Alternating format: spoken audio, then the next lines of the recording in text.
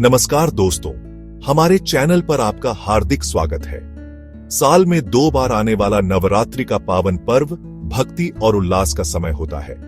चैत्र और शारदीय दोनों ही नवरात्रियों में मां दुर्गा के 9 दिव्य स्वरूपों की पूजा अर्चना का विशेष महत्व है।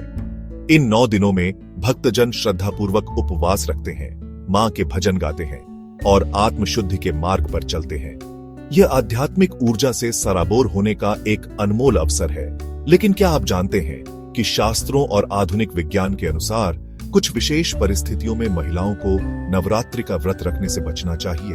यह कोई अंधविश्वास नहीं, बल्कि एक महत्वपूर्ण सलाह है जो उनके स्वास्थ्य की रक्षा के लिए है।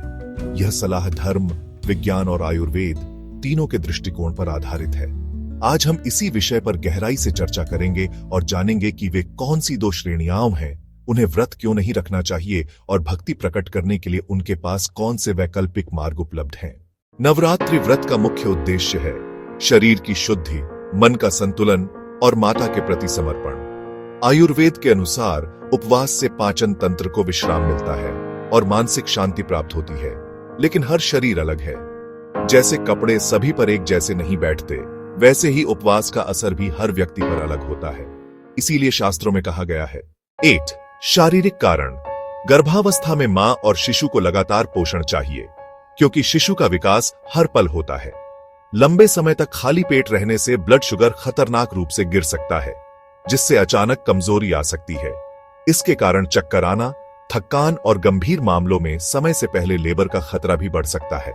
8 चिकित्सकीय सलाह। इसीलिए डॉक्टर हमेशा हर 2-3 घंटे में हल्का पौष्टिक भोजन लेने की सलाह देते हैं। व्रत का पारंपरिक फलाहार भी कई बार शरीर को जरूरी प्रोटीन और आयरन जैसे पोषक तत्व नहीं दे पाता। 8 आध्यात्मिक दृष्टि। याद रखें, मां दुर्गा कठोर तपस्या से ज्यादा ममता और सुरक्षा की देवी है। एक नए जीवन को संभालना ही सबसे बड़ी भक्ति है। देवी मां चाहेंगी कि आप और आपका शिशु दोनों सुरक्षित रहे, तो क्या कर सकते हैं? व्रत रखने के बजाय रोज श्रद्धा से दीपक जलाएं, दुर्गा सप्तशती का पाठ करें या मां के भजन सुने। पौष्टिक सात्विक आहार लें, जैसे दूध, दही, फल और मेवे। अपने शरीर का ध्यान रखना भी पूजा है। और सबसे जरूरी, कोई भी फैसला लेने से पहले अपने डॉक्टर से सलाह जरूर लें। आपकी सेहत ही प्राथमिकता है। दूसरी श्रेणी में वे महिलाएं आती हैं जिन्हें पहले से कोई गंभीर स्वास्थ्य समस्या है। इनके लिए उपवास रखना बेहद जोखिम भरा हो सकता है और उनकी स्थिति को बिगाड़ सकता है। उदाहरण के लिए, डायबिटीज में लंबे समय तक भूखे रहने से ब्लड शुगर लेवल अचानक गिर सकता है। यह स्थिति, जिसे हाइपोग्लाइसीमिया कहते हैं, अचानक बेहोशी या कोमा का कारण भी बन सकती है। एनीमिया यानी खून की कमी में शरीर पहले से ही काफी कमजोर होता है। उपवास करने से चक्कर आना, अत्यधिक थकान और सांस फूलने जैसी गंभीर समस्याएं और बढ़ सकती हैं। थायराइड या हार्मोनल इंबैलेंस में दवा का समय पर लेना हमेशा बेहद जरूरी होता है। व्रत के कारण दवा छोड़ने से हार्मोन का संतुलन बिगड़ सकता है, जो बहुत खतरनाक है।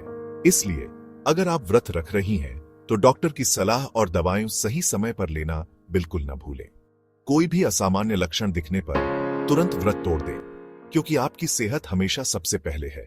दोस्तों, लोग अक्सर सोचते हैं कि कठोर उपवास ही सबसे बड़ी भक्ति है, लेकिन शास्त्रों में साफ लिखा है, अगर आपका स्वास्थ्य व्रत की अनुमति नहीं देता, तो भी मां दुर्गा आपसे नाराज नहीं होंगी।